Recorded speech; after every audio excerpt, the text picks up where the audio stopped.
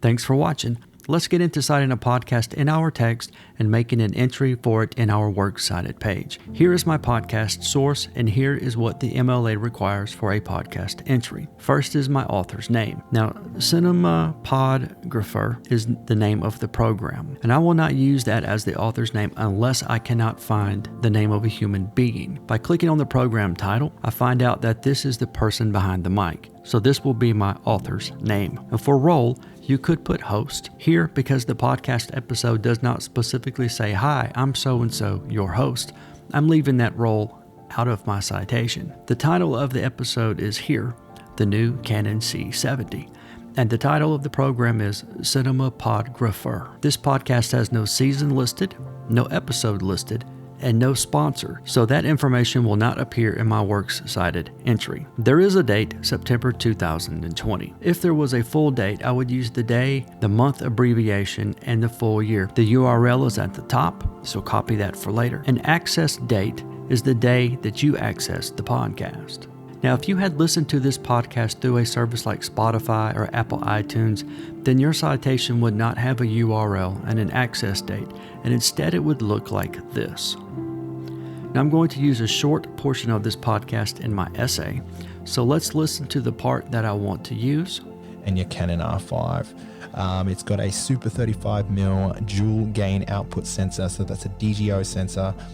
Okay, now let's mark the time-stamped portion of the audio that I used. This was between 1 minute 11 seconds and 1 minute 16 seconds. All right, now we are ready. In my essay, I've added the paraphrase of what our author said in the podcast. That's highlighted in yellow. Then for the in-text citation, I added a beginning parenthesis and the author's last name. One space over, I added the timestamp 00 for hours, 01 for minutes, and 11 for seconds. Then a dash and 00 for hours, 01 for minutes, and 16 for seconds. And then an ending parenthesis. And that covers what you need for the in-text citation of this podcast. Now let's get into the Works Cited. Remember, this has to be in hanging indent. If you don't know how to format hanging indents, I have a tutorial on my channel that shows you how. Last name, first full name, followed by a period. If there is a middle name or initial, leave it out. Inside quotation marks, add the title of the video followed by a period and